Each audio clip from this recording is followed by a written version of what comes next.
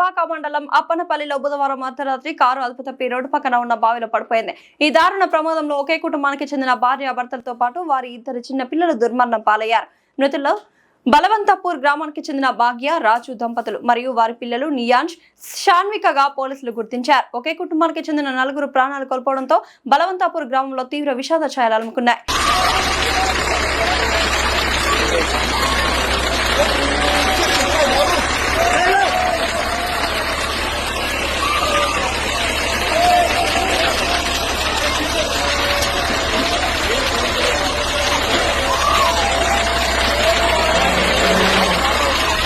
Largo.